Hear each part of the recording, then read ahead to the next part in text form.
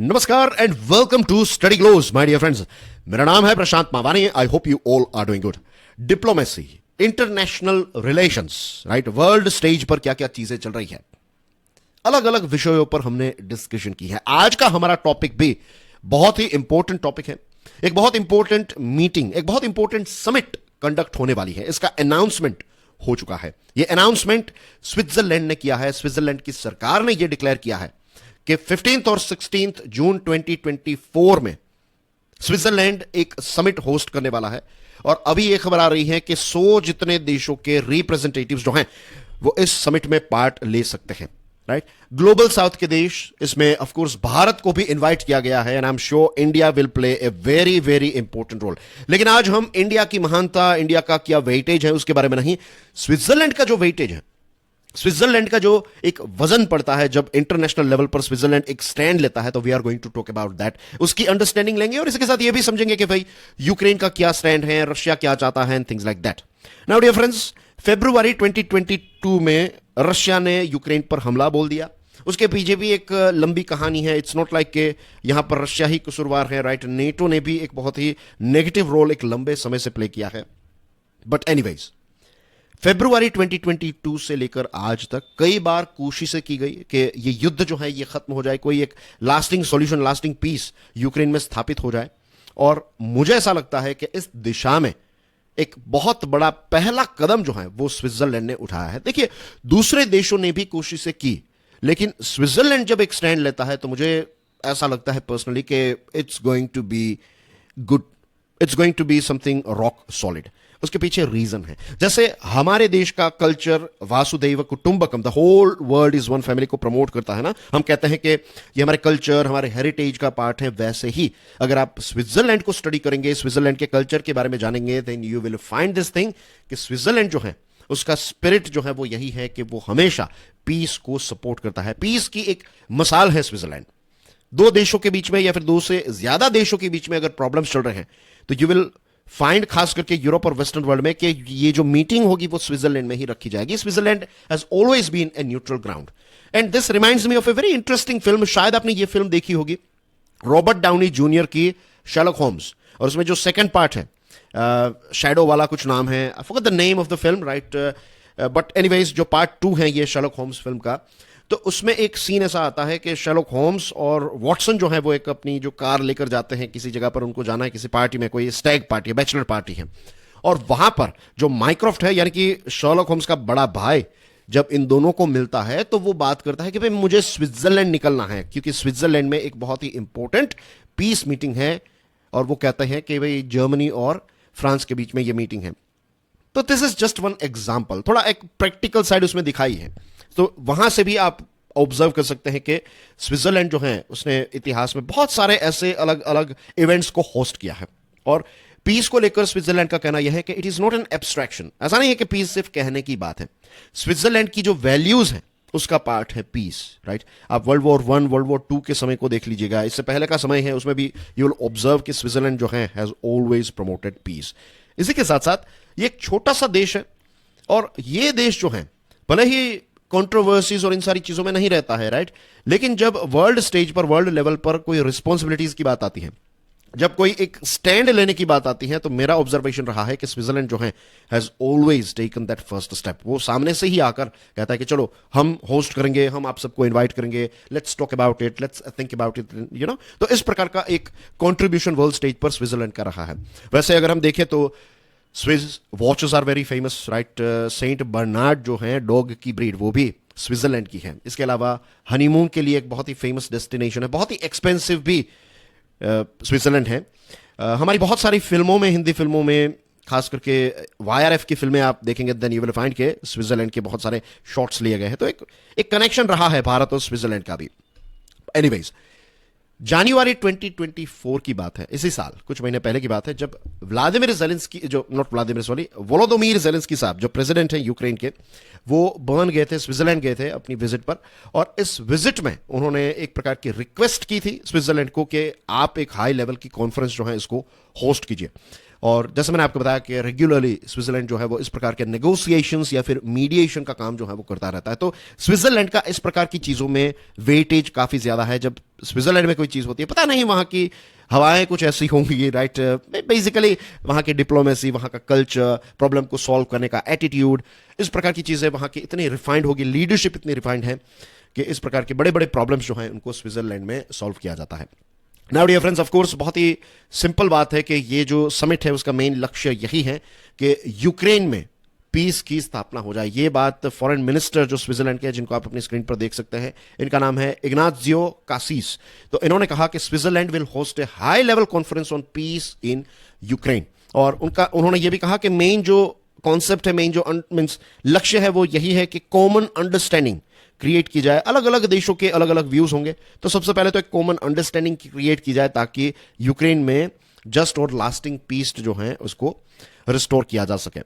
इसी के साथ उन्होंने ये भी कहा कि ये जो समिट है इसके माध्यम से स्विट्जरलैंड एक प्रकार से कंट्रीब्यूट करना चाहता है और स्विट्जरलैंड जो है वो एक प्लेटफॉर्म प्रोवाइड करना चाहता है जहां पर हाई लेवल डायलॉग जो है वो कंडक्ट किए जा सके।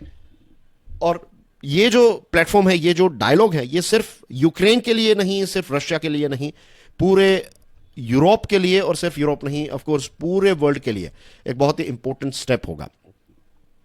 तो इस प्रकार के एटीट्यूड से, इस प्रकार के पॉजिटिव एटीट्यूड से स्विट्जरलैंड जो है वो आगे बढ़ रहा है।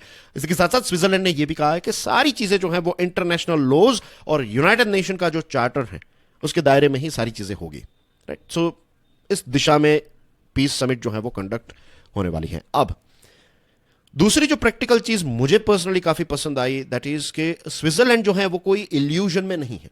स्विट्जरलैंड नोज एग्जैक्टली, एंड जैसे हमने अभी समझा ना कि Switzerland is an expert in this sort of things. तो स्विट्जरलैंड के जो प्रेसिडेंट हैं, जिनको आप अपनी स्क्रीन पर देख सकते हैं, वायोला एम हर्ड, उन्होंने क्लियरली कहा है कि ये जो समिट है ना, इससे आप बहुत ज्यादा एक्सपेक्टेशन मत रखिएगा। This is not a negative statement, this is a precise practical statement. उन्होंने पहले से ही क्लियर कह दिया है कि ऐसा नहीं है कि पहली मीटिंग हो जाएगी और सारा प्रॉब्लम सॉल्व हो जाएगा, नहीं। This is just a first step. पहला कदम तो उठाते हैं, एक शुरुआत तो करते हैं, धीरे धीरे करके प्रॉब्लम को सॉल्व करेंगे। एंड दिस इंडिकेट्स कि उनके कल्चर में चैलेंजेस, प्रॉब्लम्स को सॉल्व करने की जो ट्रेनिंग है वो कितनी अच्छी होगी, right. You can clearly see from this thing. वरना क्या होता है कि पहले से ही ऐसा कि भाई एक बार फेलियर हुआ तो फिर आगे नहीं बढ़ना है। लेकिन स्विट्जरलैंड जो है, इट नोज कि भाई ये चीजें जो है वो ग्रेजुअली स्टेप बाय स्टेप ही हमें सॉल्व करनी पड़ेगी। स्विट्जरलैंड ने ये भी कहा कि we are not going to sign the peace deal at this conference. Means ऐसा मत सोचिए कि ये समिट में ही पीस डील हो जाएगी, नहीं। वक्त लगेगा, थोड़ा और हमें सहना पड़ेगा, थोड़े और डिस्कशंस करने पड़ेंगे। हो सकता है कि 5 महीने, 6 महीने, 1 साल तक चीजें हमें डिस्कस करती रहनी पड़े, लेकिन eventually we will reach there.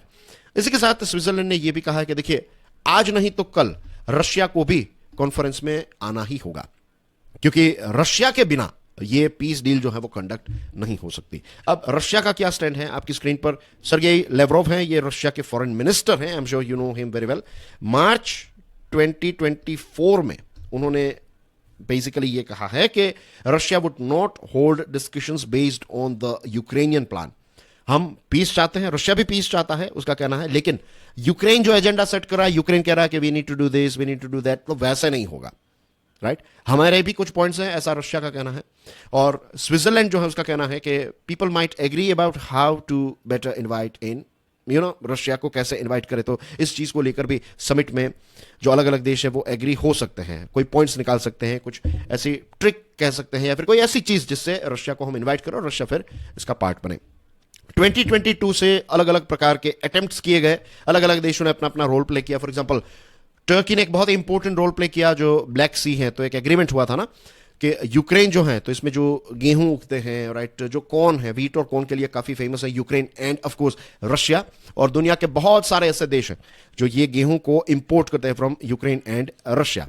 तो युद्ध होने लगा, तो इसकी वजह से दुनिया के कुछ गरीब देश जो है वहां पर व्हीट की प्राइस बहुत ज्यादा बढ़ गई, ब्रेड की कीमत बहुत ज्यादा बढ़ गई।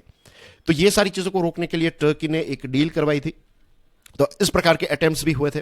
फरवरी 2024 में प्रेसिडेंट जेलेंस्की जो है उन्होंने ये स्टेटमेंट दिया है कि 31,000 जितने यूक्रेन के सोल्जर्स जो हैं ये शहीद हुए हैं, और हजारों सिविलियंस जो हैं उनका भी निधन हुआ है बिकॉज ऑफ दिस वॉर। और रशिया के डिफेंस मिनिस्टर ने ऐसा कहा जनवरी 23 में, राइट, कि भाई 6,000 से कुछ ज्यादा मौत जो है वो रशियंस की हुई है, लेकिन इसके बारे में ये कहा जाता है कि this is an under count, right. इससे कई गुना ज्यादा रशियंस जो है वो शहीद हुए होंगे, रशियन सिविलियंस की भी मृत्यु हुई होगी। यूक्रेन जो है वो ये कहता है कि भाई पीस टॉक के लिए सबसे इंपॉर्टेंट चीज जो है दैट इज कि हमारी जो टेरिटरी अभी रशिया के पास है वो हमें वापस दी जाए। समवेयर अराउंड आप समझ लीजिए कि यूक्रेन की लगभग 20% से कम है, लेकिन समझने के लिए आई वुड से 1/5 या फिर 20% जितनी टेरिटरी रशिया के कंट्रोल में है। As you can see on your screen, ये मैप जो है वो हमें बीबीसी से मिला है। So thanks BBC for this very interesting infographic.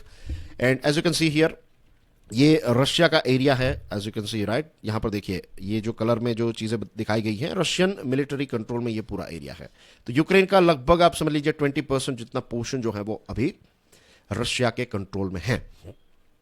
Russia जो है उसका स्टैंड यह है कि यूक्रेन में हमें डीनाजिफिकेशन और डीमिलिटराइजेशन करना है। ये रशिया का गोल रहा है। रशिया ने पहले से ही कहा कि ये हम इन्वेजन क्यों कर रहे हैं, क्योंकि वहां पर एक नाजी विचारधारा जो है वो यूक्रेन में हमें देखने को मिल रही है।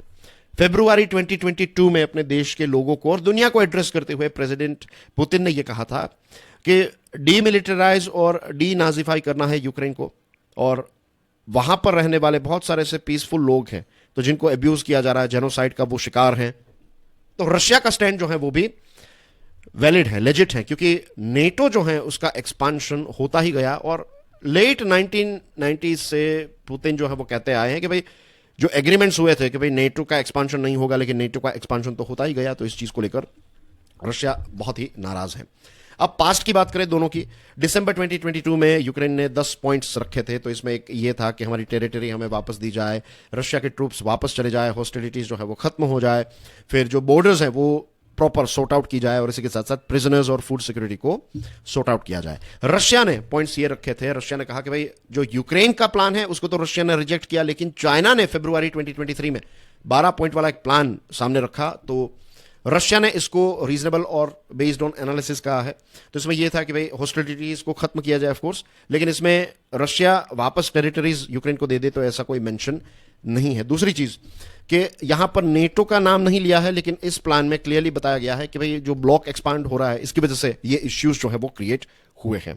तो ये भी चीज जो है वो लेजिट है। But anyways dear friends, India जो है will take part in the summit, ये जो स्विट्जरलैंड में होने वाली है, and I am sure India जो है वो अपना कंट्रीब्यूशन जरूर करेगा। बट आई थिंक स्विट्जरलैंड का कंट्रीब्यूशन जो है वो काफी अच्छा है, एक स्टैंड लिया है, एंड लेट्स होप के जल्द से जल्द वर्ल्ड जो है ये पीस की तरफ या फिर पीस अचीव कर ले। So that's everything from my side. Thank you very much for your love and support. Do check out my course on Study Glows mobile app, and do check out interesting reels on my social media handles. Jai Hind.